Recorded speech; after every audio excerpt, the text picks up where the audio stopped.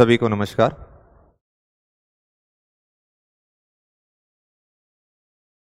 सबसे पहले हम बात करेंगे कि आरपीएससी ने 2025 का विज्ञापन जो निकाला था उसके लिए फाइनल डेट डिसाइड कर दी है कि 31 मई से एग्जाम शुरू होंगे और बहुत सारे विषयों के परिणाम आ गए। कोई अपवाद स्वरूप किसी का बचा है तो अलग बात है। इस दौरान सिलेक्शन होने वाले विद्यार्थी हैं, उन सबको हार्दिक बधाई और शुभकामनाएं।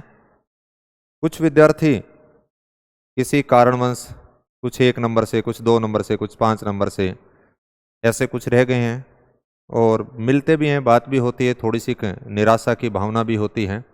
स्वाभाविक सी बात है, ये स्वाभाविक प्रक्रिया होती है। मानव स्वभाव भी होता है कि हम जिसके लिए सर्वोत्तम प्रयास करते हैं और फिर उसमें सफलता नहीं मिलती है तो एक बार थोड़ा सा अंदर से हम झंझकूर जाते हैं, तनाव होता है। ये एक सामान्य प्रक्रिया होती है और एक कंपटीशन के अंदर एक खेल की तरह होता है कि जिस प्रकार से एक खिलाड़ी असफल होने के बाद में उसी मैच के अंदर वापस वो सफलता के लिए उतरता है, उसी प्रकार हम यहाँ पर ये देखेंगे कि एक कंपटीटर जो होता है उसको असफलताएं अगर हाथ लगी हैं तो उसके पीछे क्या कमियां रही हैं, हमें उनके ऊपर काम करना होगा।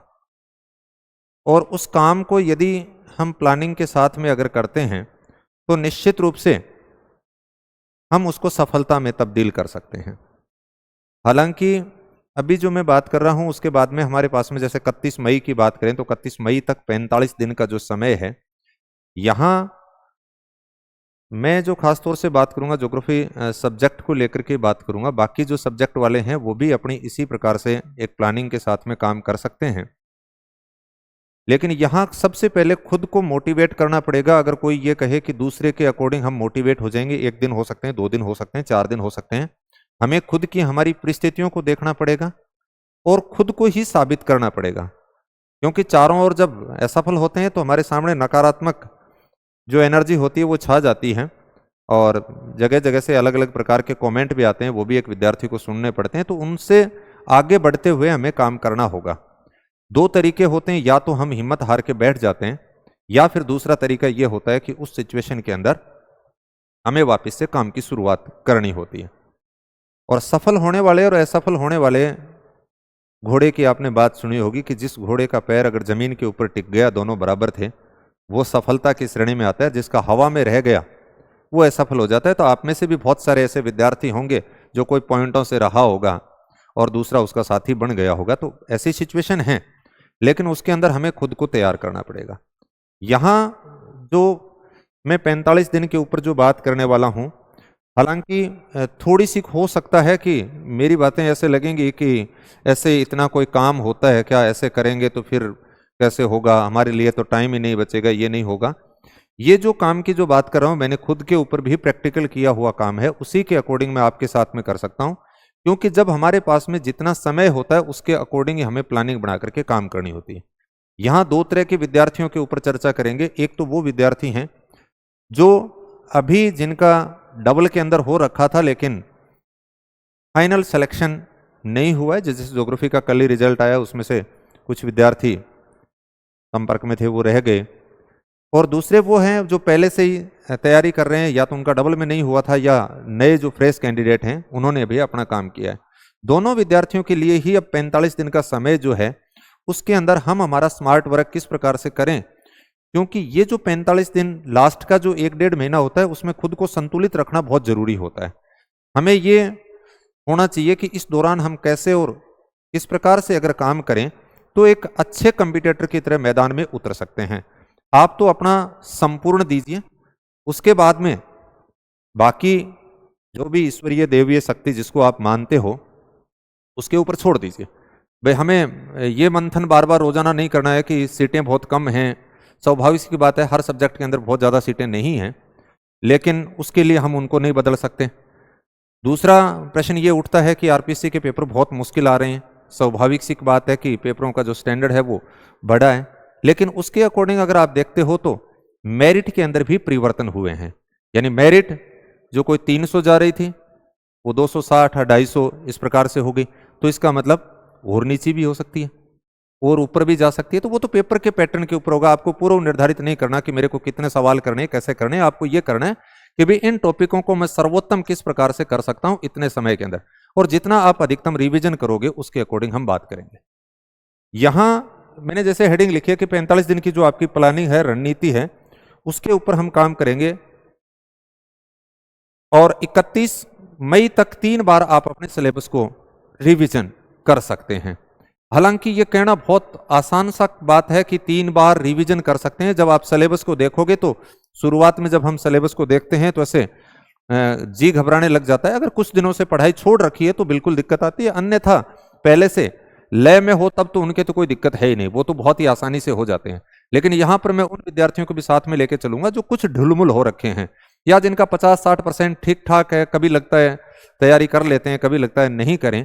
इसलिए न करने से बेहतर है कि आप 45 दिन अपने आप को सर्वोत्तम काम कीजिए, उसके बाद में आप अपना पेपर देके आ जाइए, बाकी ईश्वर जाने। अब यहां पे मैंने लिखा है 14 घंटे, तो कई तो ये सोचेंगे कि जी अनप्रैक्टिकल सी आप बातें कर रहे हो कि 14 घंटे या 15 घंटे ऐसे थोड़ी पढ़ा जाता है। उसके ऊपर भी हम बात कर लेंगे कि 14 घंटे हमारे कैसे निकल सकते हैं। ये उन विद्यार्थियों के लिए है जो पूरे के पूरे समय एक तरह से पढ़ने के लिए बैठे हैं, चाहे वो कोई हॉस्टल में रह रहा है, चाहे घर में रह रहा है, चाहे रूम पे। हो सकता है कुछ विद्यार्थी ऐसे हो सकते हैं जिनकी घरेलू परिस्थितियां अलग प्रकार की हो सकती हैं, उनको शायद 14 घंटे न मिले, या कुछ महिलाएं हो सकते हैं उनको नहीं मिले। लेकिन वो अगर उनके पास में जितना टाइम है 10 घंटे मिले 10 कीजिए, 8 घंटे मिलते हैं 8 घंटे कीजिए, यानी वो अपना जितना अधिकतम हो सकता है उतना कीजिए। लेकिन यहां पर मैं ये प्लानिंग उनके लिए बात कर रहा हूं कि भाई उनके पास में जो उतना समय है उस समय के अंदर हम किस प्रकार से काम करेंगे। इस टोटल जो काम है इसको हम 3 चरणों के अंदर पूरा करेंगे। प्रथम चरण जिसकी 1 महीने की हम बात कर रहे थे कि भी इसको 3 बार जो रिवीजन करने की, पहला जो 1 महीने के ऊपर ही मैं बात करूंगा जो 14 मई तक पूरा होगा। जैसे 15 अप्रैल से आप काम शुरू करते हो, 14 मई तक 30 दिन होते हैं। 30 दिनों की हमारी अगली क्या रणनीति होनी चाहिए, पहला प्रश्न ये है। हर सब्जेक्ट के लिए अप्लाई कर सकते हो आप, और ये मेरा तो खुद का किया हुआ है। खुद अगर कोई ये माने कि भी मुझे ये सूट नहीं करता है, उनके लिए कोई मैंडेटरी नहीं है भाई, मैं तो सिर्फ एक मेरे सुझाव हैं, वो हो सकता है किसी को अच्छे नहीं लगे, वो अलग बात है। लेकिन जिनको खुद के अकॉर्डिंग दिक्कत आ रही है, कुछ अपने हिसाब से इसमें हेल्प लेना चाहें, तो हो सकता है शायद किसी को कोई हेल्प हो जाए, उसके लिए मेरी ये प्लानिंग है। पहला जो यहां पे हम बात करेंगे कि 14 मई तक हमारे जो 30 दिन होंगे, उन 30 दिनों के लिए काम रहेगा। उन 30 दिनों के अंदर हमें हमारा संपूर्ण सिलेबस एक बार करना है। हो सकता है कि आपके कुछ टॉपिक बहुत अच्छे हो जाएंगे, कुछ टॉपिक एवरेज रह जाएं, लेकिन पढ़ने सारे टॉपिक हैं, छोड़ना नहीं चाहिए। उस टॉपिक का नाम पढ़ के उसमें से 4 बातें आपको इंपॉर्टेंट लगती हैं, उतनी ही पढ़ें। हो सकता है संयोग से वही बात आ जाए, इसलिए किसी को हम छोड़ेंगे नहीं। दूसरी बात, जो सेकंड चरण 24 मई तक का होगा, 14 से 10 दिन के लिए बात करेंगे, और अंतिम 31 मई तक जो 7 दिन के लिए बात की जाएगी। 31 मई को बाकी विषयों के हिसाब से अगर देखें तो पहला चरण 31 से शुरू होता है।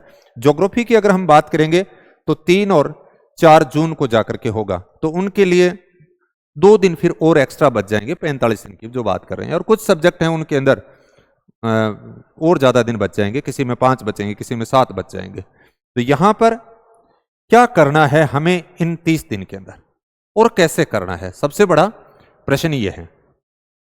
हालांकि हो सकता है कि एक बार मैं आपके सामने बात करूंगा, एक बार जोश आएगा, 2 दिन काम करेंगे, तीसरे दिन ऐसे लगेगा कि यार ये तो मुश्किल काम है। ऐसा नहीं होगा, आपको हिम्मत से खुद को काम में लेना है और ये इंप्लीमेंट कर सकते हो। कुछ ये कहेंगे जी बहाने ढूंढोगे तो 1000 बहाने हैं, काम करना चाहोगे तो कर लेंगे। अब इसके अंदर जो पहले चरण की जो हम बात कर रहे हैं कि 14 मई से लेकर 15 अप्रैल से लेकर के 14 मई तक जो 30 दिन का समय है, ये सबको पता है, कॉमन सिक बात है। जो मैं शुरुआत के अंदर यहां पे करें कि हमारे 2 पेपर लगेंगे, पेपर फर्स्ट 75 नंबर का और पेपर 75 क्वेश्चन आएंगे, और पेपर सेकंड 150 क्वेश्चन। अब पिछली बार जो आरपीएससी का पेपर हुआ था उसके बाद में एक बहुत ही भय का सा माहौल इस प्रकार से परीक्षार्थियों के अंदर है कि भाई पेपर फर्स्ट बहुत मुश्किल हो रहा है और 40% का जो क्राइटेरिया है वो पास नहीं हो रहा। और बहुत सारे विद्यार्थी ऐसे रहे थे जिनका सब्जेक्ट बहुत मजबूत था, ऐसी कंडीशन भी आई थी, क्योंकि इसको हमने हल्के में लिया था। तो वो हल्के वाली गलती अब हमें नहीं करनी है, क्योंकि आप पूर्व के कंपटीटर रहे हो तो बिल्कुल नए वाले कैंडिडेट तो हो ही नहीं। इसलिए आपने पीछे पढ़ा होगा, या जो नए कैंडिडेट हैं वो लगभग साल भर से पढ़ रहे हैं, तो ये जो बात मैं कर रहा हूं वो बिल्कुल नई तो है ही नहीं। यहां पे अगर हम देखेंगे, मैंने यहां लिखा है 6 घंटे प्लस 8 घंटे। 6 घंटे कैसे निकालेंगे, 8 घंटे कैसे निकालेंगे, उसके ऊपर भी बात कर लेंगे। लेकिन यहां मैंने 2 भागों में डिवाइड कर दिया कि लगभग 40% जो समय है वो रेगुलर हम जीके का जो पार्ट है, जो फर्स्ट पेपर है उसको देंगे, और 60% जो टाइम है वो हम सेकंड पेपर को देंगे। हाँ, इसमें थोड़ा बहुत आप अपने हिसाब से वेरिएशन कर सकते हो कि जिसका फर्स्ट पेपर बहुत मजबूत है वो यहाँ पे 40 की जगह 30 कर सकता है, और ये जो 60% की बात कर रहे हैं 70% कर सकता है। वो हर विद्यार्थी का एक अलग है। या जिसका बहुत ही मजबूत है फर्स्ट पेपर, यहाँ पे वो 20% देकर के इसको 80 कर सकता है, या सेकंड बहुत मजबूत है, फर्स्ट कमजोर है, तो यहाँ पे वो 50-50 कर सकता है। वो एक छोटा मोटा आप अपने हिसाब से वेरिएशन कर लीजिए। लेकिन यहां पर एक आदर्श अगर बात करें, सामान्यतः मैं इसके अकॉर्डिंग ही फॉलो किया था जब स्कूल लेक्चर की बात आई थी, और चाहे असिस्टेंट प्रोफेसर का पेपर दिया होगा उसके अकॉर्डिंग, ये टाइम टेबल मैंने मेरे अकॉर्डिंग जो फॉलो किया था उसी के अकॉर्डिंग मैं आपके साथ में एक तरह से बात कर रहा हूं। अब यहां आप देखोगे कि मैंने लिखा है डेढ़ डेढ़ डेढ़ और डेढ़, यानी डेढ़ डेढ़ घंटे के 4 स्लॉट आपने फर्स्ट पेपर के लिए कर दिए। टोटल 6 घंटे की बात करेंगे। नियमित रूप से हम अगले 30 दिन तक 6 घंटे अगर लगातार इस पेपर को रखते हैं, क्योंकि आपका इसमें से होगा, आप ये मान के चलो कि 50 से 70% आपका सिलेबस पहले से ठीक है, बहुत अच्छा मिलेगा। 50 हो सकता है, 60 हो सकता है, किसी का 70% हो सकता है। कुछ पार्ट आपके गड़बड़ हो सकते हैं, किसी की मैथ कमजोर हो सकती है, किसी की इंग्लिश कमजोर हो सकती है, किसी की साइंस कमजोर हो सकती है, हो सकता है, कोई बड़ी बात नहीं है। लेकिन जो हमारी कमजोर है उसको तो एकदम से तो आप बदल नहीं सकते। अगर किसी को गणित नहीं आ रही है, उससे भयभीत हो रहे और वो ये सोचे कि मैं 30 दिन के अंदर गणितज्ञ बन जाऊंगा, ऐसा नहीं होगा। हाँ, उसमें से आप ये देखिए कि सामान्य जो चीजें हैं अगर वो आए तो वो हमारी गलत ना हो। अंग्रेजी है, अंग्रेजी नहीं आ रही तो इसका मतलब ये नहीं है कि भी अंग्रेजी को मैं हाथ ही नहीं लगाऊंगा, ऐसा नहीं होना चाहिए। आपने 2-3 टॉपिक देखे, डायरेक्ट इनडायरेक्ट देख लिए, एक्टिव वॉइस पैसिव वॉइस देख लिए, वर्ब जो भरनी होती है वो आपने सीख लिया। तो इस प्रकार से कुछ आपने देखे कि बहुत सामान्य जो चीजें होती हैं 8th लेवल तक की जरूर, हमें 8वीं तक की जरूर आनी चाहिए। जैसे 10वीं या 11वीं तक की वो पूछ रहे हैं, तो हो सकता है कि अगर वो सरल आए तो उस सवाल को मैं वहां से अटेम्प्ट कर पाऊं उस पॉलिसी के साथ में। हाँ, आपके जो पार्ट आपकी हिस्ट्री में रुचि, आप हिस्ट्री को साथ में अच्छा कीजिए। लेकिन यहां मैंने इसलिए 4 भागों में बांटा है। क्या करते हैं कि आप देखोगे कि हिस्ट्री और कल्चर का काफी लंबा सिलेबस दे रखा है, और जनरली मैं जानता हूं विद्यार्थियों को शुरू करते हैं तो भी हिस्ट्री, और अगले 2 महीने बाद में भी हिस्ट्री चल रही है, या फिर साइकोलॉजी और मैनेजमेंट शुरू कर दिया तो वही चल रहा है। तो पार्ट फिर ऐसे घबराहट होने लगती है कि भी हमने तो हिस्ट्री कुछ याद नहीं आ रहा, या मैंने समसामयिकी का करंट का जो पार्ट है वो हमें कुछ याद नहीं आ रहा, साइकोलॉजी का याद नहीं आ रहा। इसलिए 4 भागों में तोड़ करके अगर आप रेगुलर इन चारों को साथ में पढ़ोगे तो मेरे विचार से फायदा होगा। क्योंकि आपको एक तो टाइम ब्रेकआउट होना पड़ेगा कि इस टाइम के अंदर मेरे को इतना टॉपिक करना था, उसको खत्म करो वहां पे, नहीं तो आपका काम उतना ही बढ़ेगा जितना आपके पास में समय है। कई बार एक टॉपिक को लिए आप 4 घंटे बैठे हो और वो टॉपिक पूरा ही नहीं हो रहा, फिर अचानक से घबराहट होती है कि आज तो कुछ काम हुआ ही नहीं। तो ऐसा नहीं करना।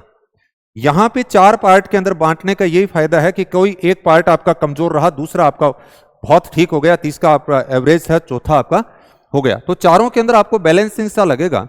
हो सकता है ये भी हो, कुछ विद्यार्थी ये कहें कि जी हमें तो ऐसे सेट नहीं करेगा, जब हम तो हिस्ट्री पढ़ते हैं तो हम 1 सप्ताह हिस्ट्री पढ़ते हैं, जब हम साइकोलॉजी पढ़ते हैं तो हम 2 दिन साइकोलॉजी पढ़ते हैं, हम मैनेजमेंट पढ़ते हैं तो 2 दिन मैनेजमेंट पढ़ते हैं। तो वो तो उनकी अपनी प्लानिंग, जिसको अगर ऐसा सूट कर रहा हो तो वो अपना ऐसा कर ले चाहिए।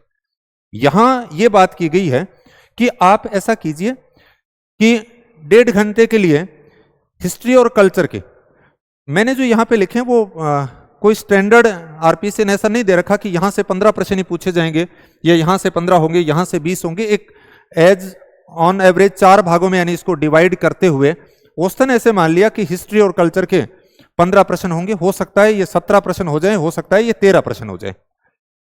यहां आप क्या कीजिए कि 1.5 घंटे का समय दीजिए। लगभग मैं ये मानता हूं कि बड़े टॉपिक के ऊपर अगर देखते हो तो 13-14 टॉपिक दे रखे हैं, उनको आप टुकड़ों में अगर डिवाइड करते हो तो 30 एक टॉपिक आप मान सकते हो। कुछ बहुत बड़े होते हैं, कुछ छोटे होते हैं, तो 30 टॉपिक अगर आप इसके मान के चलते हो, पर डे का आपका एक टॉपिक हो जाएगा। तो अगले 30 दिन के अंदर आपकी कल्चर और हिस्ट्री का पार्ट है वो 1.5 घंटे रेगुलर आप देखिए। इसमें भी आपको थोड़ा सा ये डिसाइड करना पड़ेगा कि हमने 1 महीने के अंदर तो देख लिए ये है, अब आप ये देखोगे कि आपको 15 अप्रैल को क्या करना है, 16 अप्रैल को कौन सा पढ़ना है, 17 अप्रैल को कौन सा पढ़ना है, 18 को कौन सा पढ़ना है। आपको एक बार ये मेरे बताने के बाद में भी आपको 1-1.5 घंटे का समय और लगेगा। इसमें आप एक सप्ताह के देख लीजिए कि 30 थे, इस 30 में से आपने 2 पार्ट में इसमें डिवाइड कर लीजिए, कला और इतिहास के जो संस्कृति के जो दे रखे हैं, एक वो जो आपके बहुत अच्छे से याद है, एक वो जो आपके ठीक ठाक हैं। 2 टुकड़ों में बांट करके, यानी एक आसान रिवीजन वाला सा पार्ट हो, एक जो आपका थोड़ा ज्यादा गड़बड़ चल रहा है वो हो जाए। तो इस प्रकार से आपकी बैलेंसिंग हो जाएगी। आपको बाय डेट लिखना है कि 15, 16, 17, 18, 19, 20 को मेरा हिस्ट्री और कल्चर का, उस डे के अंदर आप काम उसको खत्म करने की कोशिश कीजिए। हो सकता है कि आपका 100% अचीवमेंट न हो, लेकिन अगर 80 से 90% अचीव होगा तो भी बहुत बड़ी उपलब्धि रहेगी। दूसरा, इसी प्रकार से समसामयिकी यानी जो करंट वाले मुद्दे होते हैं, यहां पे काफी डेप्थ के सवाल पूछे जा रहे हैं। एक काम आप जरूर और करना, पेपर फर्स्ट का पिछली बार आरपीसी के जितने पेपर हुए हैं उनको, और उसके बाद में अभी जैसे एसआई का एग्जाम हुआ था या आरपीसी के कोई और पेपर हैं, उनके अंदर आप समसामयिकी के जो अब एसआई के अंदर हुए हैं, किस पार्ट से किस प्रकार के प्रश्न पूछे जा रहे हैं, उस संदर्भ को, उस दृष्टिकोण को, उस लेवल को ध्यान में रखते हुए आप प्रश्नों को कीजिए। आप इसके अंदर एक नोटबुक अपनी इस प्रकार से रखिए। आप मैगजीन में से पढ़ते हो, चाहे वो मूमल है, क्रॉनिकल है, मार्केट के अंदर जो भी हैं, या सूजस जो गवर्नमेंट का एडिशन आता है वो है, या आप किसी से आपने अपने नोट्स बना रखे हो पहले से पढ़ करके। एक तो पाठ्य सामग्री को अब अंत में आकर के बदलना नहीं है, क्योंकि नई 4 चीजें अगर हासिल करने की कोशिश करोगे तो 8 चीजें गलत हो जाएंगी, इसलिए रिवीजन के ऊपर फोकस करना है। यहां इसमें समसामयिकी की अगर बात करूं तो मेरे विचार से तो हमें 1 साल का लगभग ध्यान रखना होता है, लेकिन फिर भी खासतौर से अगर आप देखते हो तो दिसंबर से लेकर के मई तक का जो अब समय है, वहां तक 15 मई तक का खासतौर से आप विशेष तौर से ध्यान रखें, और पीछे आप यूं कह सकते हो जुलाई से लेकर के दिसंबर तक का भी साथ में देख लेंगे। तो ये 1 साल का जो समय होगा उसका समसामयिकी बेहद डेप्थ में जाकर के हमें यहां पे देखना है, क्योंकि ये जो प्रश्न रहने वाले हैं 8 से 10 प्रश्न आपके करंट के रहते हैं। और जनरली हम ये सोचते हैं कि लास्ट के अंदर कोई 4 पेज दे देगा, 10 पेज दे देगा, हम उसमें से कर लेंगे। मैं ये नहीं कहता कि वहां से प्रश्न आपके आएंगे नहीं, प्रश्न आपके डाटा वहां से आ सकते हैं, लेकिन जब आप एक साथ में जब डाटा को करने की कोशिश करोगे तो आपके डाटा मिक्स हो जाएंगे। क्योंकि प्रश्न ऐसे आ रहे हैं कि आपको पूछा, किसी भी करंट से संबंधित कोई सवाल आया और आपको दे रखे 4 स्टेटमेंट, और ये पूछा जा रहा है कितने स्टेटमेंट ठीक हैं, 1, 2, 3, 4। अब दिक्कत ये आती है कि हमें 2 का तो पता चल रहा है, लेकिन अगले 2 का पता पढ़े हुए तो हैं लेकिन याद नहीं आ रहे। याद कैसे आएंगे, बार बार रिवीजन करोगे तो यहां पर जो आपकी समसामयिकी जो पाठ्यक्रम है उसके अकॉर्डिंग आप अपना एक सिलेबस लीजिए, उसमें टॉपिक दे दीजिए कि उसमें खेल से संबंधित है, पुरस्कार से संबंधित है, उसमें मेन जो है वो आप अपने हिसाब से उनको नोट कर लीजिए। जहां से भी आपने या नोट कर रखा है तो बहुत अच्छी बात है, फिर बार बार उनको रिवीजन कीजिए सिर्फ डेली। इसके साथ में मैंने यहाँ पे गणित और सांख्यिकी का पार्ट जैसे लिखा है, ये बहुत सारे विद्यार्थी जो मैथ साइंस के हैं उनके दिक्कत नहीं आएगी, लेकिन जो आर्ट्स के विद्यार्थी हैं, चाहे वो ज्योग्राफी का है, चाहे वो हिंदी का है, चाहे वो हिस्ट्री का है, चाहे पॉलिटी का है, खासतौर से ये उसकी दुख तिरग है और यहां आकर के वो तकलीफ महसूस करता है। और पिछली बार आपने देखा कि करीबन 10 सवाल अकेले यहां से 8-10 सवाल थे, और समसामयिकी के भी 7-8 सवाल थे, तो कुल मिलाकर के 15 से लेकर के 17, 18, 20 तक सवाल यहां हो सकते हैं। अब हमने जी बोले जी गणित मैंने बिल्कुल ही को नहीं, मैं जमा ही छोड़ दूं। आप छोड़ दीजिए, छूट तो अपने आप ही जाएगी, आपको क्या छोड़ना है, लेकिन आप इतना समय भी मत बर्बाद कीजिए कि 4 घंटे गणित में लगे हुए हो। नहीं, आप गणित के उन टॉपिकों को या स्टेटिस्टिक्स के, जैसे मीन मोड मीडियन है, 10 तक सबसे आसान वो ही था, आप वहां से अगर कोई सवाल आएगा तो आप अटेम्प्ट कर पाओगे।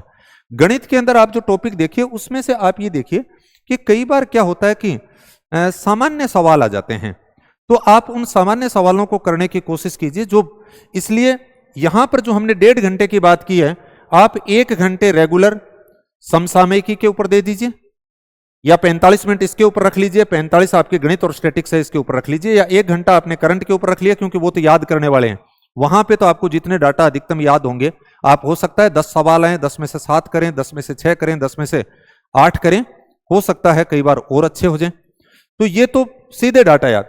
गणित वाली ऐसी हो सकती है कि आपको जिनकी पहले से अच्छी है उनको तो दिक्कत आएगी नहीं, अन्यथा आप ये कोशिश कीजिए कि 1 या 2 सवाल अगर 10 आते हैं तो हम 1, 2, 3 सवाल, यानी सामान्यतः वो जो 33% है जिसने मिनिमम 10वीं के अंदर प्राप्त किए होंगे वो यहां पर भी कर सकता है। इतने सवाल आपको 1 या 2 सवाल जरूर छोड़ते हो, उसके बजाय अगर आधे घंटे अगर आपने नियमित रूप से 30 दिन अगर अभ्यास किया है तो गारंटी है कि निश्चित रूप से सामान्य विद्यार्थी भी 2 सवाल या 3 सवाल यहां पर है ठीक कर लेगा। और एक टॉपिक को सिलेबस रखना और सिलेबस के अंदर साथ में टिक मार्क करते जाना कि हाँ ये खत्म हो गया। गणित का भी एक आप ऐसे देखिए कि अगले 30 दिनों के अंदर मेरे को 15, 16, 17, 18, 19, 20 को किस टॉपिक के ऊपर ध्यान रखना है, कैसे करना है, आप अपने साथी से पूछ सकते हो। मोटी मोटी बातें कर लीजिए। अब कई ये कहेंगे जी मोटी करने से फायदा क्या होता है, वो तो आती नहीं है, बहुत डेप्थ के सवाल आते हैं, डेप्थ के आएंगे अपने से वैसे ही नहीं होंगे, तो उनको उस समय तो छोड़ना ही होता है, नेगेटिव है तो। लेकिन सामान्य अगर आ जाए तो हम उसको जरूर अटेम्प्ट कर लें, ये ध्यान में रखना है। वीडियो जरूर थोड़ा सा लंबा हो सकता है, लेकिन थोड़ा सा धैर्य के साथ में सुनिए, हो सकता है किसी के काम आ जाए, जिनको जरूरत नहीं है उनकी कोई बात नहीं है। अगली जो बात की गई है कि 1.5 घंटे के लिए मैंने मनोविज्ञान और शैक्षिक प्रबंधन और मानसिक योग्यता की बात की है। साइकोलॉजी और मैनेजमेंट और मानसिक योग्यता मैंने यहाँ पे तीनों यानी मेंटल एबिलिटी को इसके साथ में रख दिया। हो सकता है आप थोड़ा बहुत इसके हिसाब से अपने आगे पीछे कर लीजिए, कोई हार्ड एंड फास्ट रूल नहीं है ऐसा। यहाँ सी सेक्शन लिख करके मैंने 1.5 घंटे के लिए आप मनोविज्ञान के और मैनेजमेंट के पीछे के जो प्रश्न आए हुए हैं आपको पुराने पेपर मिल जाएंगे। साइकोलॉजी के वही टॉपिक पढ़ने जो आपके सिलेबस में है, मैनेजमेंट के आपको वही टॉपिक पढ़ने जो आपके सिलेबस में है।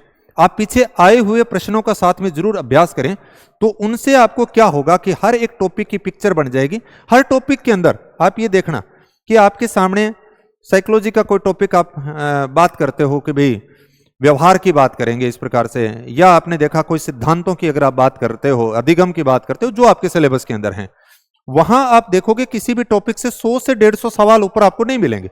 अगर आपको वो डाटा आ रहे हैं तो मैं गारंटी कहता हूं कि आप अधिकतम प्रश्न अटेम्प्ट कर पाओगे। अगर आपको पूर्व प्रश्नों का नॉलेज ठीक से है, तो उनकी समझ ठीक से है, तो हम अधिकतम जो अच्छा कंपटीटर कर रहा है वहां से कर पाएंगे। और ऐसा ही मैनेजमेंट में होगा।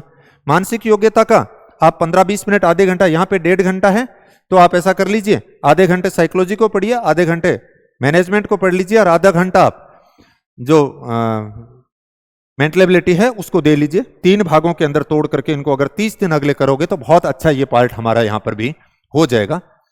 फिर उसके बाद में हिंदी, अंग्रेजी, विज्ञान और पॉलिटिकल साइंस को मैंने यहाँ पे चारों को एक साथ में डाल करके ऐसे लिखा है। 15 प्रश्न, जरूरी नहीं है 15 हो, ये हो सकता है 12 हो, ये हो सकता है 18 हो, एक राउंड फिगर के अंदर हमने तो 4 भागों में बांटने का प्रयास किया है। अब इसमें हिंदी का आपने कोई एक टॉपिक ले लिया, भैया वो संधि का है तो 4-5-6 दिन में जाकर के खत्म हो जाएगा। उपसर्ग है तो आप उपसर्ग, प्रत्यय जो भी आपके लगते हैं। इसी प्रकार से अंग्रेजी, बोल लीजिए अंग्रेजी हमें बिल्कुल नहीं आती, हम तो छोड़ देंगे, आप छूट अपने आप जाएगी, आपको कुछ नहीं करना होता है। लेकिन कुछ प्रयास ऐसे कीजिए, डायरेक्ट इनडायरेक्ट कर लीजिए, एक्टिव वॉइस पैसिव वॉइस कर लीजिए, वर्ब भरनी सीख लीजिए। जब हम 10 तक पास होते थे तो यहां पर भी आपको ज्यादा नहीं, अगर 4 सवाल आएंगे तो 1 या 2 सवाल आप बिल्कुल आसान प्रश्नों के साथ में होंगे। अगर हमारे छोड़े हुए होंगे तो कुछ नहीं, कुछ रूल रेगुलेशन जो हैं वो आप देख लीजिए, आपने पहले कर रखा है तो बहुत अच्छी बात है। ऐसा ही विज्ञान और पॉलिटिकल साइंस के अंदर इनको 4 भागों में बांट करके, तो ऐसा करके हो सकता है कि आपको ये तकलीफ देगी, क्योंकि जब एक साथ बहुत सारी गोलियां खानी होती हैं, जब कोई व्यक्ति बीमार हो जाता है, डॉक्टर जब पर्ची पे देता है तो हमें हेजिटेशन सी होती है कि ये कैसे होगा। तो यहां पर भी जब आप सिलेबस को खोलोगे, जैसे मैं बात कर रहा हूं कि एक टॉपिक कहना मुश्किल होता है, आपको ऐसे लगेगा कि 1 घंटा चली गई, मेरे तो पेज ही नहीं पलटे गए। शुरुआत में 2-3 दिन तक आपको दिक्कत होगी एडजस्टमेंट होने में, फिर उसके बाद में आपको पता चलेगा कि इस टाइम में मेरे को ये टाइम खत्म करना है। आप अपने ब्रेन को जैसे कमांड देंगे, ब्रेन वैसा ही काम करना शुरू कर देगा। और फिर भी किसी प्रकार की कोई दिक्कत लगे तो आप, मैं लास्ट में नंबर लिखे हुए हैं उसके ऊपर आप व्हाट्सएप मैसेज कर देना। मेरे लायक कुछ आपको प्लानिंग से संबंधित कुछ पूछना हो तो आप बिल्कुल बेझिझक पूछ सकते हैं। जरूरी नहीं है कि वो विद्यार्थी पूर्व में मुझसे जुड़े हुए हैं वो ही बात करें, कोई भी विद्यार्थी जो इस प्रतियोगिता के अंदर जुड़ा हुआ है वो बात कर सकता है। अगली, ये तो सारी की सारी हम 30 दिन की प्लानिंग की बात की थी फर्स्ट पेपर की, तो मैंने ये कहा था कि भी हम दोनों पार्ट को साथ रखेंगे। ये हमारा 6 घंटे का काम रहेगा। इसमें आपको जो आगे जो इसमें जो बीच में मैंने यहाँ पे पार्ट छोड़ दिया वो ये छोड़ दिया क्योंकि यहाँ मैं ज्योग्राफी की बात कर रहा हूं तो राजस्थान के भूगोल के एक आधे टॉपिक को छोड़ करके सारे के सारे जो टॉपिक हैं वो सेकंड पेपर के अंदर हैं, इसलिए हमने यहाँ पे राजस्थान के भूगोल को नहीं रखा है। अदर जो सब्जेक्ट वाले हैं उनको अलग से 1 घंटा समय जो है राजस्थान के भूगोल को अगले 30 दिन देते हैं तो वो बहुत अच्छा कर पाएंगे।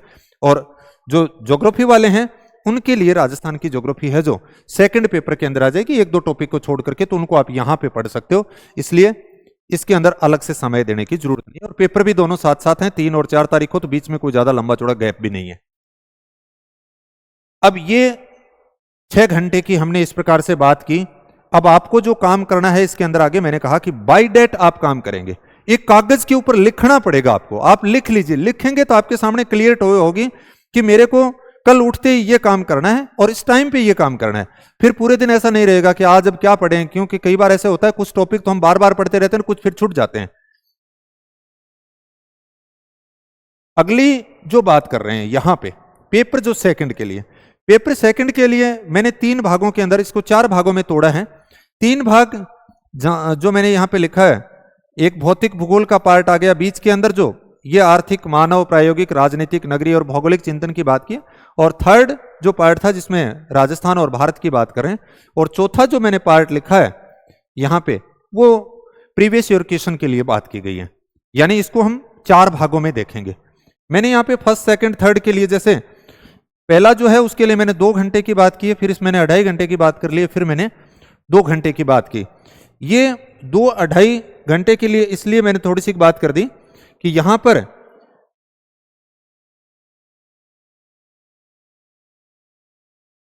मैंने इनके अकॉर्डिंग बात की, जो हमारे जो वॉल्यूम बना रखे हैं नोट्स के, आप लोगों ने अपने जो बना रखे हैं उनको चेंज करने की जरूरत नहीं है कि वॉल्यूम फर्स्ट जो था उसमें भू आकृतिक, जलवायु, समुद्र विज्ञान पार्ट ए के अंदर मैंने ये इसलिए इंक्लूड किया, इसमें 2 घंटे की बात की है। पार्ट सेकंड के अंदर छोटे छोटे कई पार्ट हैं और महत्वपूर्ण बेहद पार्ट है, यहां आकर के गड़बड़ी होने के ज्यादा चांसेस रहते हैं, लेकिन मैं ये कहता हूं कि यहां से प्रश्न बड़े फिक्स आते हैं और टू द पॉइंट से भी आते हैं। तो इसलिए इसके अंदर जो आर्थिक का, मानव का, भौगोलिक चिंतन का, नगरीय, राजनीतिक और प्रायोगिक, ये इसमें छोटे छोटे 6 पार्ट थे। तो मैंने यहां पे 2.5 घंटे की बात की है कि डेले हम इस पार्ट को 2.5 घंटे पढ़ेंगे। आपके अपने जो नोट्स आपके पास में हैं उनके अकॉर्डिंग ये टॉपिक आपके सामने मिलेंगे, आपके सामने आर्थिक भूगोल भी है, मानव भी है, भौगोलिक चिंतन, राजनीतिक, नगरीय, प्रायोगिक, आप उसमें से। और थर्ड जो बात की मैंने कि राजस्थान का भूगोल और भारत के भूगोल के लिए 2 घंटे की बात कर ली, 2 यूनिट इसके अंदर डाल रखी हैं। अब मैं ये कह रहा था कि भी हमने, और लास्ट का जो 1.5 घंटा है वो हमने इस प्रकार से डिसाइड किया कि उसके अंदर पुराने जो आए हुए पेपर हैं उनको हम देखेंगे। अब 3 चीजें आती हैं जी कि ये फिर हम कहां से पढ़ें। इस दौरान मेरे विचार से सब्जेक्ट के अंदर, इसके अंदर तो आप जरूर समसामयिकी की जो बात कर रहे हो, अप्रैल का और 15 मई तक का हम पढ़ेंगे, 1 महीने और, लेकिन यहां पे मेरे विचार से हमें कोई सब्जेक्ट के अंदर ऐसी कोई नई जानकारी लेने की जरूरत नहीं पड़ेगी, क्योंकि अब जो आर्थिक समीक्षा आ रखी है उसमें कुछ डाटा है वो जरूर आपने देख ली होंगे या देख लें, उसके अलावा अलग से कोई चेंज करने वाली और चीजें होती नहीं है। न आप अब आकर के अंत में पाठ्य सामग्री को बदलें, आपकी जो पाठ्य सामग्री है उसके ऊपर विश्वास करें, और आप जिससे भी पढ़े हो या स्वयं पढ़े हो खुद के ऊपर विश्वास रखें, उस पाठ्य सामग्री के विश्वास रखें, आप काम कीजिए। क्योंकि आप किसी की भी बुकलेट या किसी के भी नोट्स देखोगे उसके अंदर आपको कुछ बातें हो सकता है अलग मिले, आपको 4 नई जानकारी जरूर मिल सकती हैं, लेकिन उन 4 नई जानकारी के चक्कर में आपके 8 सवाल पुराने गलत हो सकते हैं। इसलिए आपके पास में जो पहले से है उसको याद कीजिए, उसको अगर आप याद करेंगे, बार बार अगर रिवीजन करेंगे तो निश्चित रूप से पेपर के अंदर आप बहुत अच्छी परफॉर्मेंस कर पाएंगे। अन्यथा सामग्री बदलते रह जाएंगे, आपको वहां पेपर में ऐसा जरूर लगेगा ये चीज देखी हुई है, ये देखी हुई है, तो ऐसा नहीं करना। यहां पे 2 घंटे जो बात कर रहे हैं भौतिक भूगोल के अंदर, जैसे भू आकृतिक, जलवायु, समुद्र, ये मैंने 20, 12, 6 जो लिखे हैं वो टॉपिकों की बात की है। हो सकता है किसी के जो मैंने जो बुकलेट में लिख रखे हैं उसके अकॉर्डिंग यहां पे मैंने 38 टॉपिक लिख दिए, जैसे 38 टॉपिक। हो सकता है किसी ने ये 40 बना रखे हो, किसी ने 35 बना रखे हो। राउंड फिगर के अंदर हम यूं कह सकते हैं कि 38-40 टॉपिक यहां पे हैं। अब इनको आपको क्या करना है कि जब आप फिजिकल ज्योग्राफी के अंदर, चाहे आप जलवायु उठाएं, चाहे आप समुद्र विज्ञान उठाएं, चाहे आप भू आकृतिक का उठाएं, कुछ टॉपिक आपको छोटे मिलेंगे, कुछ टॉपिक आपका बड़ा हो सकता है जिस दिन। लेकिन 2 घंटे अगर इत्मीनान के साथ में बैठते हो तो एक टॉपिक बहुत ही सहजता से, बहुत अच्छे से आप हैं, क्योंकि आपके पहले पढ़े हुए हैं, उसको बहुत अच्छे से रिवीजन कर सकते हो सकता है वो आपका 1 घंटे के अंदर ही रिवीजन हो जाए। अब आप ये कहोगे जी हमारा तो 1 घंटे में रिवीजन हो गया, अब हम क्या करें? आप ऐसा कर सकते हो, वापिस यहां पे 2 घंटे का मतलब यह है कि आपको देना इसी 2 घंटे। हाँ, आपका ये पार्ट फिजिकल वाला बहुत अच्छा है तो आप ऐसा कर सकते हो, इसके अंदर 1.5 घंटा दे दिया। ये पार्ट अगर आपका कमजोर है तो यहां 2.5 घंटे की बजाय आपने 3 घंटे कर दिए। इसी प्रकार से आपका राजस्थान और भारत बहुत अच्छा है पहले से, तो आपको यहां पे पता है कि भी मैं एक टॉपिक अगर कंप्लीट करता हूं तो मुझे 2 घंटे की जरूरत नहीं पड़ती है, मैं यहां पे 1 घंटे की कोशिश करता हूं। और यहां मैंने पेपर के अंदर प्रीवियस के अंदर 1.5 की जगह मैंने 2 घंटे काम कर लिया। एक ध्यान रखना, राजस्थान की ज्योग्राफी के बहुत शानदार सवाल आ रहे हैं और इसको आपको काफी डेप्थ में पढ़ के जानी ही है। क्यों? मैं ऐसा मानता हूं कि मेरे विचार से टोटल जो हमारे जो प्रश्न होंगे उसमें से अबो 30 प्रश्न या मिनिमम 30 प्रश्न आप यूं कह दीजिए कि राजस्थान की ज्योग्राफी के रहने वाले हैं। बोले जी 30 प्रश्न कैसे रहे हैं? पीछे तो नहीं रहे, पीछे भी रहे थे। आपने देखा कि 20 प्रश्न तो पार्ट सेकंड के अंदर आप मिनिमम मान लीजिए और 10 प्रश्न आप यहां पे कर रहे हो, टॉपिक तो आपके सेम ही हैं। अब इसमें आपको क्या देखना है? राजस्थान की ज्योग्राफी के लिए आप पिछले 2 साल के अंदर जो आरपीसी का जो पैटर्न है उसको समझने की कोशिश कर लीजिए, उसके अकॉर्डिंग आप अपने उत्तर देने की, उसके अकॉर्डिंग आप सोचने की कोशिश कीजिए। 100% गारंटी है डाटा आपके सामने वही है जो आप पहले पढ़ रहे थे। कुछ चीजें मैप बेस बात कर रहे हैं, कुछ सारणी बेस बात कर रहे हैं और कुछ आरोही अवरोही बातें कर रहे हैं। कुछ उनको पूर्व से पश्चिम पूछ रहे हैं, कुछ उत्तर से दक्षिण पूछ रहे हैं, कुछ सीक्वेंस की बात कर रहे हैं, कितने स्टेटमेंट ठीक हैं, कितने गलत हैं, कुछ इस प्रकार की बातें की गई। इसलिए इनमें सबसे बेहद महत्वपूर्ण जो आपका होगा राजस्थान की ज्योग्राफी के साथ में कतई ऐसा आप न करें। आपकी पहले से अच्छी है तो भी मैं तो ये कहता हूं कि मिनिमम आधे से 1 घंटा आप राजस्थान की ज्योग्राफी को जरूर पढ़ें, क्योंकि ये आपका मल्टीविटामिन की तरह है। यहां पर भी काम आ रही है, यहां पर भी काम आ रही है। राजस्थान की ज्योग्राफी के सवाल मैंने ऐसे देखा है कि विद्यार्थियों के इसलिए गलत हो जाते हैं कि उनको ऐसा लगता है कि राजस्थान की ज्योग्राफी तो मुझे पहले से बहुत अच्छी आ रही है, लेकिन रिवीजन की जरूरत पड़ती है, क्योंकि जब हम रिवीजन नहीं करते हैं तो चीजों को भूल जाते हैं। इसलिए उनको धुंधला नहीं होने देना, उनको अच्छे से याद करना है। तो यहां पे इस प्रकार से जो 4 भागों के अंदर डिवाइड किया, भौतिक भूगोल के अंदर मैंने बात की कि 38 टॉपिक हैं, 40 टॉपिक आप ऐसा मान लीजिए। पर डे आप ऐसा कीजिए कि 2 घंटे के अंदर एक टॉपिक आपको करना है। जिस दिन छोटा टॉपिक हो उस दिन आप 2 टॉपिक कर लीजिए। तो इस प्रकार से फिर आपके जो 38 टॉपिक थे, 30 से ज्यादा यानी 8, तो वो आपके 30 दिन के अंदर अच्छे कवर हो जाएंगे। दूसरे जो यहां पे प्रीवियस ईयर क्वेश्चन की जो बात कर रहे हैं, शाम के समय हमने बात की कि 1.5-2 घंटे के अंदर जो प्रश्न करेंगे वो वही प्रश्न करने की कोशिश कीजिए कि जिस टॉपिक को आपने पढ़ा है। क्योंकि आजकल जो आपके सामने आपने जो ले रखी हैं जो पुराने पेपरों को, उसमें टॉपिक वाइज दे रखे हैं, इसलिए आपको प्रश्न करने के अंदर आसानी रहेगी। आप सीधे ऐसे प्रश्न मत कीजिए। और उसमें से अगर आपको कोई नई जानकारी लगे तो आपके जहां पर भी नोट्स हैं, आपकी जो भी बुक है जहां से आपने किसी भी गाइड में, किताब में से, नोट्स में जो आपने बना रखे हैं उसके ऊपर नीचे ऐड कर दीजिए। या फिर कोई बड़ा प्रश्न है जो, तो उसको इस प्रकार से टिक मार्क कर दीजिए ताकि वो वापस से रिवीजन हो सके। अन्यथा हमारा एक बार पढ़ा हुआ वो प्रश्न अगर वापस आ गया तो वहीं पे भूल जाएंगे हम। दूसरा जो तरीका जो देखना है कि सेकंड पार्ट के अंदर, ये छोटे छोटे पार्ट हैं लेकिन काफी महत्वपूर्ण है, जिसके अंदर आर्थिक, ये 12 का मतलब यहां पे टॉपिक लिखे हैं मैंने, हो सकता है कोई एक आधा टॉपिक आगे पीछे हो। एवरेज यानी आर्थिक भूगोल, मानव भूगोल, प्रायोगिक, राजनीतिक भूगोल, नगरीय भूगोल और भौगोलिक चिंतन के अंदर कुल मिलाकर के आप यूं कह सकते हो 45 टॉपिक के आसपास हैं। हो सकता है ये 47 हो सकता है ये 43 हो। राउंड फिगर के अंदर अगर हम बात करें तो 45 टॉपिक होती है। औसत की अगर बात करते हो तो 1.5 टॉपिक हमें रोजाना करना होता है, यानी 2 दिन के अंदर आपको 3 टॉपिक करने होंगे और बड़ी आसानी से कि ये टॉपिक हो जाएंगे, इसमें कोई दो राय नहीं है।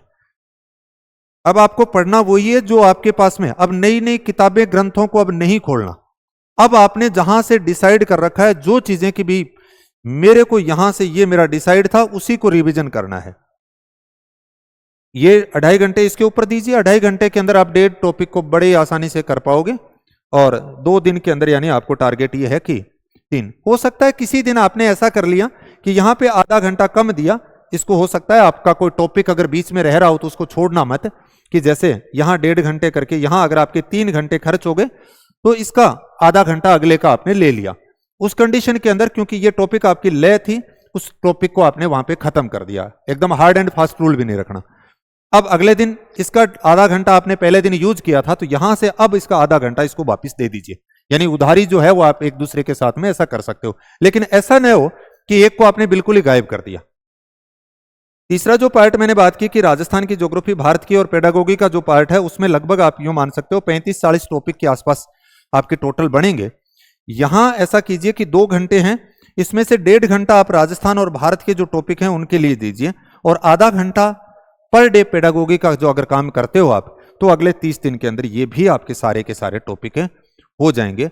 ऐसी कोई दिक्कत नहीं आई, क्योंकि राजस्थान और भारत के आपने देख लिया कि 1.5 घंटे के अंदर 30 टॉपिक पर डे का एक टॉपिक आपको यहां से डिसाइड करना है। कौन से दिन कौन सा टॉपिक करना है वो आपके पढ़े हुए हैं। आपके कुछ टॉपिक बहुत अच्छे हैं, कुछ कमजोर हैं, तो आप लिखिए, वाकायदा एक पेज के ऊपर लिख लीजिए कि अगले 30 दिन के अंदर हो सकता है आपको 1 घंटा लगे, 2 घंटे लगे, 3 घंटे लगे ये काम करने के अंदर, लेकिन इससे आपको सहूलियत बहुत होगी, क्योंकि हर रोज आपको सोचना नहीं पड़ेगा कि मुझे आज क्या करना है। सुबह उठते ही आपको पता है कि आज के डे का मेरा ये काम है। किसी वजह से कोई मिस हो जाए डे तो उसकी फिर अलग से बात होगी। यहां पे आपने देख लिया कि 1.5 घंटा का जो समय है वो आप राजस्थान और भारत के लिए डिसाइड कर लीजिए,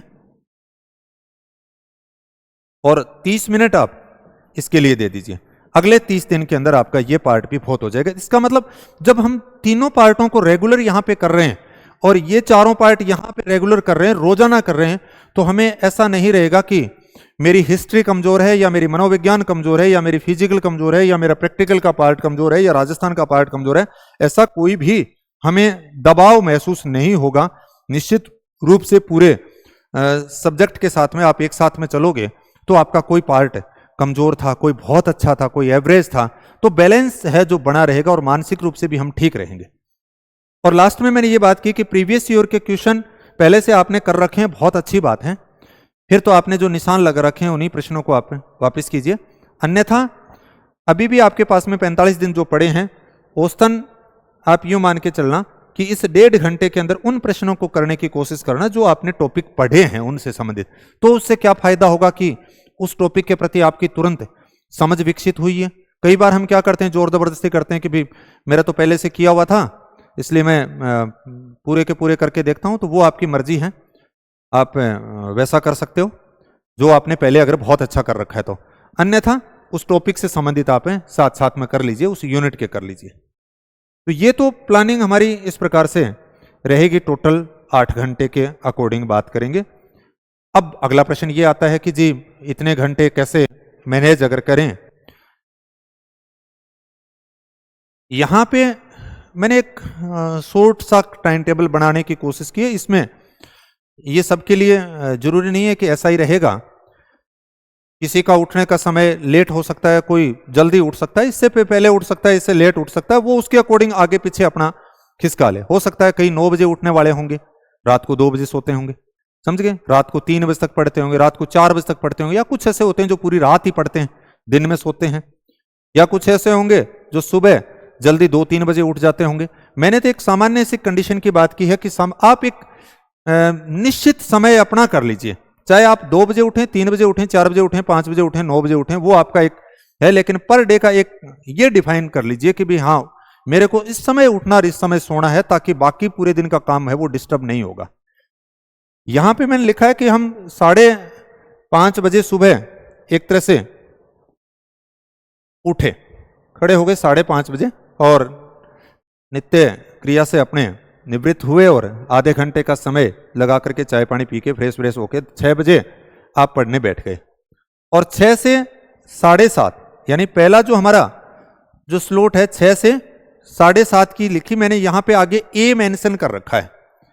अब ए का तात्पर्य जो यहां पे जो बात की है मैंने, ए का मतलब ये है, आप ये देखिए यहां पे मैंने जो ए मेंशन कर रखा है, ए का मतलब बात कर रहे हैं कि इतिहास और कला संस्कृति, यानी सुबह सुबह आपने 6:30 से 7:30 बजे तक इतिहास और कला संस्कृति का जो एक टॉपिक करना था, कौन सा करना था वो आपको पहले से डिसाइड होना है कि मेरे को ये इतना, एक बड़ा टॉपिक होगा तो उसको 2-3 टुकड़ों में आप तोड़ लीजिए कि यहां यहां ये पार्ट हमें पढ़ने हैं। फिर उसके बाद में दूसरा जो मैंने बात किया कि 7:30 से लेकर के 9 बजे तक पार्ट बी का यहां पर जो अगर तात्पर्य की अगर आप बात करें तो आप देखेंगे ये वाला जो पार्ट समसामयिकी, गणित और सांख्यिकी। फिर हमने देखा कि 9 से 9:30 बजे तक आधे घंटे आपने चाय पानी पी, जो भी है रेस्ट कर लिया। कोई अब यहां आपका कोई टॉपिक है वो 9:15 बजे खत्म हो रहा है, तो ऐसा कोई जरूरी नहीं है कि आप उसको 9 बजे, लेकिन ऐसा भी नहीं हो कि वो उसको 10 बजे तक 11 बजे तक लिए बैठे रहे, फिर तो सबका डिस्टर्ब हो जाएगा। सामान्यतः 5-10 मिनट का वेरिएशन कोई बड़ी बात नहीं है, उससे ज्यादा आप 10-15 मिनट से ऊपर मतलब फिर न करें, क्योंकि फिर उसको अगले डे में ले जाएं। या बहुत ही जरूरी टॉपिक है और आपको ऐसा कुछ लयबद्ध है तो फिर अगले दिन फिर उसका समय अगले को दे दीजिए। ये आधा घंटा फिर आपका यहां पे रेस्ट हो गए। 30 मिनट की जो बात की, 30 मिनट आपके सामने सुबह बच गए। अब तीसरी जो बात की कि ये एक की बात कर ली आपने, 1 नंबर, 2 नंबर और 3 नंबर। अब 9:30 से 11 बजे तक पार्ट सी की बात कर रहे हैं। पार्ट सी का तात्पर्य ये था मनोविज्ञान, शैक्षिक प्रबंधन और मानसिक योग्यता। ये हमने 9:30 से 11 बजे तक इसको खत्म कर दिया। इसके एक एक टॉपिक पढ़ने हैं सबके। फिर आपने देखा 11 से 12:30 डी चौथा, 12:30 बजे तक फर्स्ट जो पेपर है, प्रथम पेपर की 6 घंटे की जो हम बात कर रहे थे, यहां पे आज का एक तरह से काम उसका खत्म हो गया। अब हो सकता है कोई ऐसा सोचे कि नहीं जी मैं तो सुबह सब्जेक्ट को पढ़ूंगा, वो पढ़ सकता है, कोई बड़ी बात नहीं है, वो अपने हिसाब से बीच में डाल लीजिए। या कोई ये कहे कि जी मेरे को तो आधा सब्जेक्ट पढ़ना है, आधा फर्स्ट पढ़ना है, आधा सब्जेक्ट है वो सुबह पढ़ना है, आधा शाम को पढ़ना है, तो वो आप कर सकते हो, उसमें कोई ऐसा नहीं है। लेकिन आप एक डिफाइन कर लीजिए कि हाँ इस समय मेरे को पढ़ना यही है, ये इतना आप अपने हिसाब से जरूर निर्धारित कर लीजिए। और आपने अगर पहले से बना रखा है तो उसमें बदलने की कोई जरूरत नहीं है। आपको अगर आवश्यकता लगे तो बदल लेना, अन्यथा कोई इसको जरूरत नहीं है। फिर हमने देखा कि 12:30 से 2 बजे तक का, यहां पे मैंने 1.5 घंटे रेस्ट की बात कर ली। आधा घंटा आपने खाना वाना खा लिया, 1 घंटे अगर कुछ सोने की किसी की आदत हो तो वो बीच में सो सकता है, कोई दिक्कत नहीं, आपने 6 घंटे तक काम किया। अब कोई कहे जी मैं तो कुंभकर्ण की नींद 6 घंटे सोता हूं दिन में, तो फिर तो भाई वो जाने, उसका काम जाने। लेकिन थोड़ा सा तो आपको तकलीफ एक बार होगी, लेकिन जितनी तकलीफ होती है उसका परिणाम उतना ही सुखद रहेगा, इसमें कोई दोहरा नहीं है।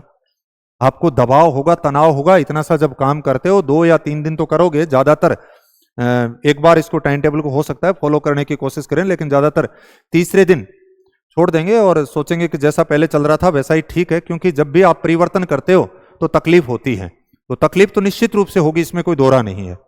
लेकिन अगर झेल लिया तो परिणाम आपके अनुकूल होगा। अब यहां से 2 बजे के बाद में आपने चाय वाय पी करके वापिस से शुरू किया। अब हम सेकंड पेपर की प्लानिंग की जो बात कर रहे हैं वो पूरा का पूरा यहां से 2 बजे से लेकर के रात के 11 बजे तक बात करेंगे, वो सेकंड पेपर के ऊपर यहां पे मैंने बात की है।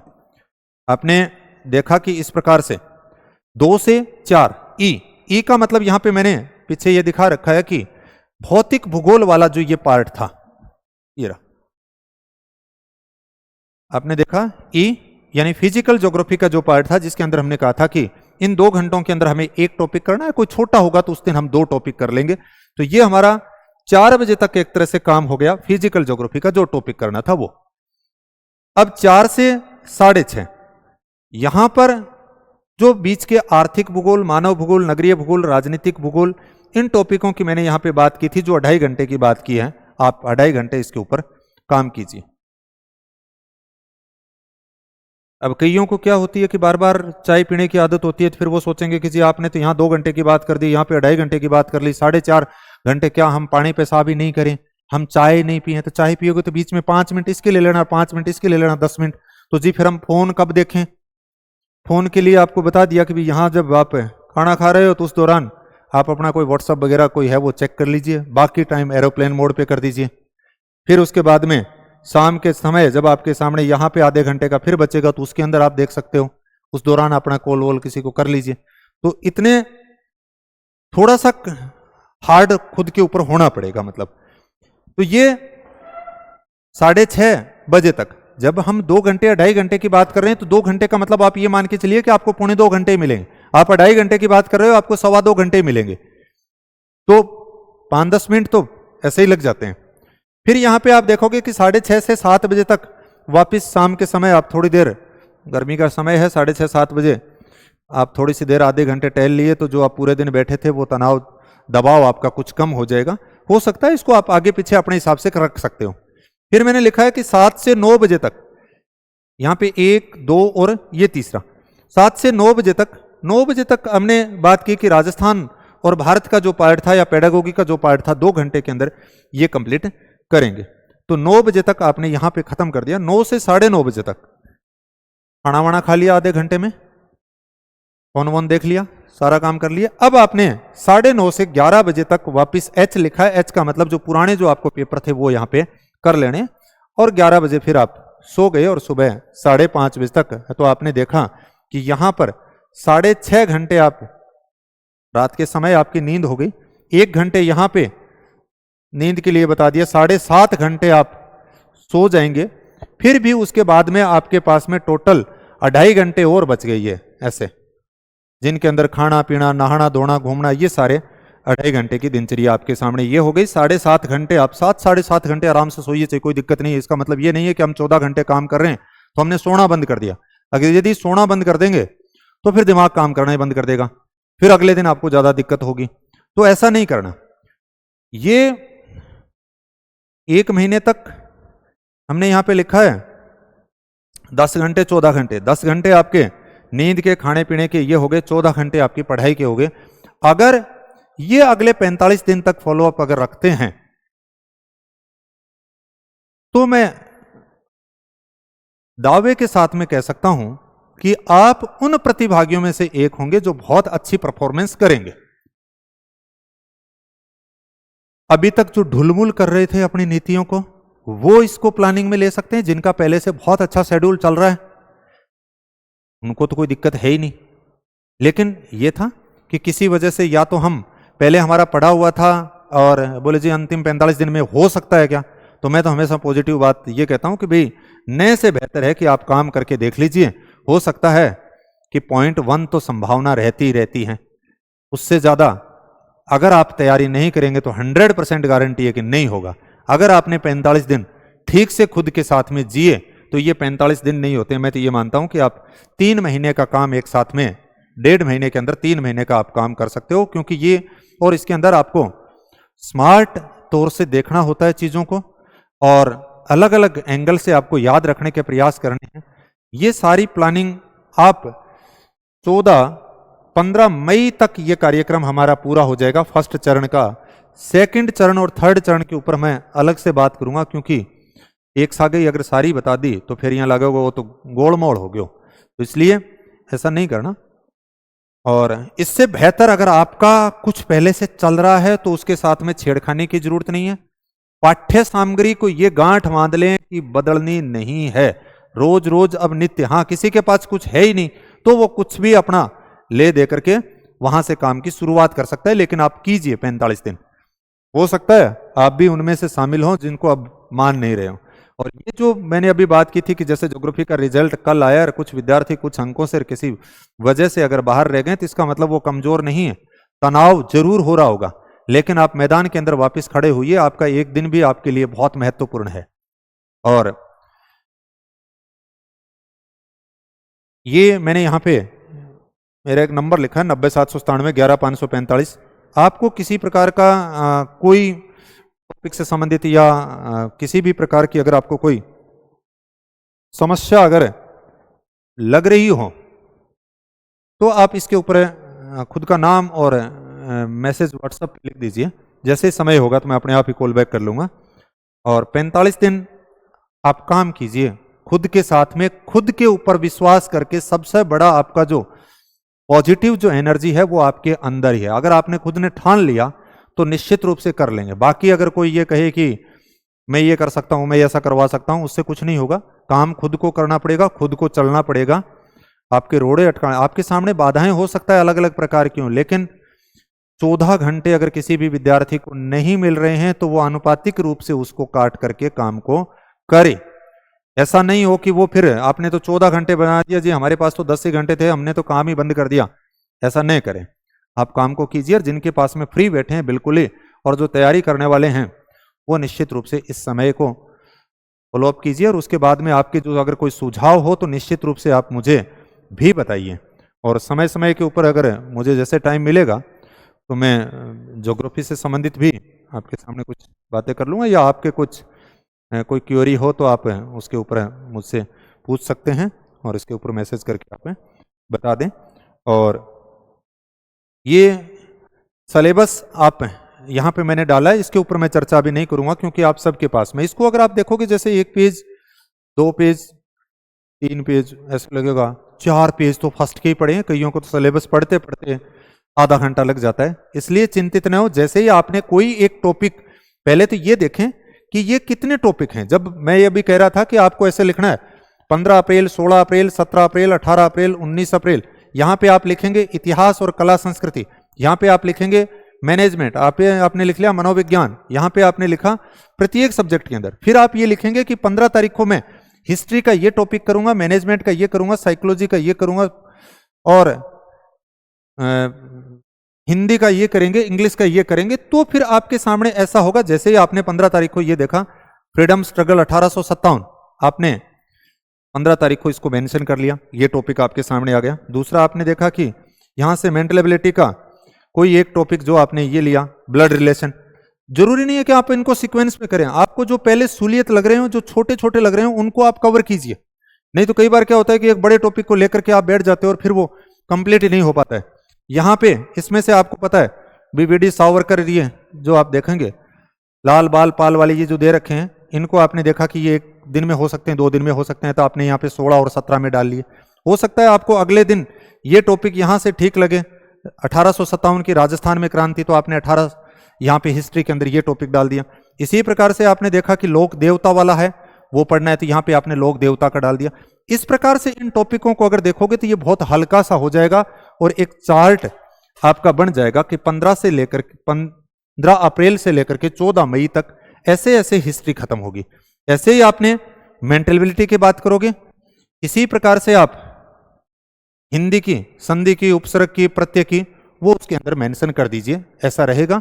और जैसे ही आपका टॉपिक हो जाता है उस दिन इस सिलेबस को पास में रखा करो और अंडरलाइन कर दिया करो कि भी हाँ आज उपसर्ग का टॉपिक मैंने पूरा कर लिया। तो आप देखोगे कि आपको ऐसे बहुत सारी लाइनें उसमें अगर ऐसे होती जाएंगी तो आपको ये लगेगा हाँ ये कर लिया, ये कर लिया, ये कर लिया, ये कर लिया, ये कर लिया। हो सकता है कि आपने 15 मई तक आते आते इसमें से 5 टॉपिक आपके रह भी गए, आप यूं मान लीजिए, लेकिन आपने ऐसा तो किया कि 90% तो आपके अचीव हुए। ऐसे कंडीशन भी हो सकती, उसके ऊपर बाद में बात कर लेंगे अगर कोई रहेगा तो। ये धीरे धीरे इस प्रकार से अगर रोजाना एक कदम आगे बढ़ाएंगे तो बढ़ते जाएंगे। और ऐसा ही फिर सब्जेक्ट के अंदर यहां पे आप देखोगे ना, ये जो सिलेबस आपका जो दे रखा है वो ऐसे दिया है भाई, पहले सीनियर सेकेंडरी लेवल का दे रखा है, फिर ग्रेजुएशन लेवल का दे रखा है, फिर पोस्ट ग्रेजुएशन लेवल का दे रखा है। अब पढ़ने का तरीका आपका अलग अलग हो सकता है। कोई ऐसा कर रहा होगा कि जी मैं तो पहले सीनियर लेवल वाले कर रहा हूं, फिर मैं ग्रेजुएशन वाले कर रहा हूं, फिर मैं पीजी वाले कर रहा हूं। वो तो आपका तरीका है। मेरे विचार से हमें यूनिट वाइज आपके जो टॉपिक हैं उनको लीजिए। जैसे फिजिकल ज्योग्राफी के अंदर आपने ये टॉपिक कर लिए, अर्थ की बात आ गई, रॉक्स ये आ गए, वोल्केनो यहां से कर लिए। इसी प्रकार से अगले के अंदर ग्रेजुएशन में क्या दे रखे हैं और पोस्ट ग्रेजुएशन में क्या दे रखे हैं, तो उनको इस प्रकार से खत्म करते जाइए। जो टॉपिक होता है उसके नीचे इस प्रकार से अंडरलाइन करते जाइए। 1 महीने के अंदर बहुत शानदार, बहुत आराम से अगर आप करेंगे, गारंटी के साथ में कहता हूं, ये चीजें मैंने खुद ने अप्लाई की है।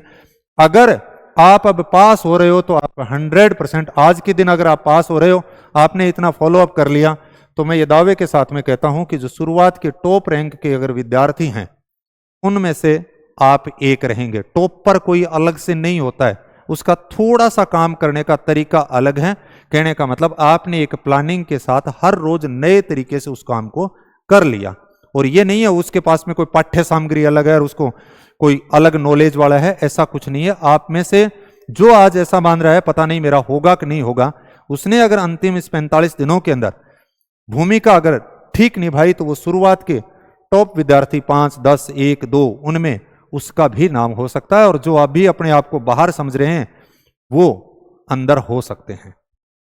तो ये इस प्रकार से आप सिलेबस के साथ में चर्चा कीजिए। और जिन्होंने विलियम फर्स्ट, सेकंड, थर्ड ये ले रखे हैं, मैंने इनके अंदर मेरी तरफ से सर्वोत्तम प्रयास करने का प्रयास किया है।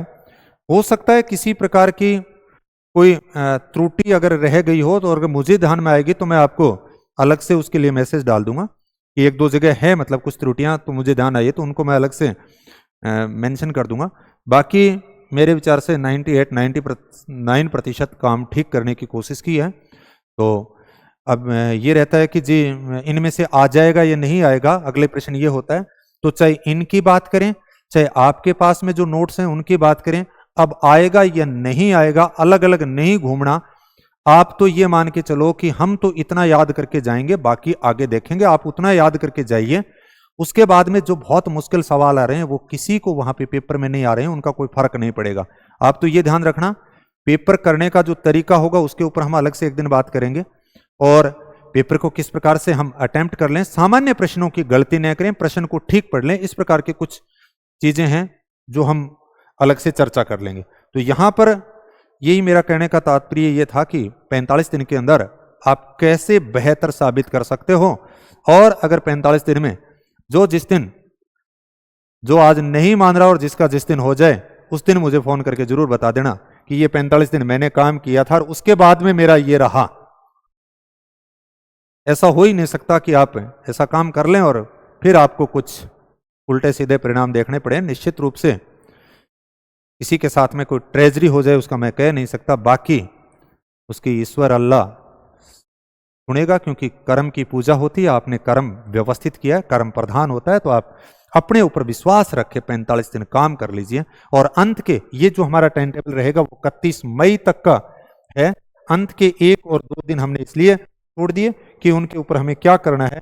वो जब मैंने यहाँ पे शुरुआत के अंदर बात की थी कि सेकंड और थर्ड 3 जो चरण की बात करेंगे, सेकंड चरण और थर्ड चरण, इनकी एक अलग से एक दिन हम वीडियो बनाएंगे। हो सकता है ये थोड़ी सी काफी लंबी हो गई हो। तो इन्हीं के साथ मैं मेरे शब्दों को विराम देता हूं। धन्यवाद।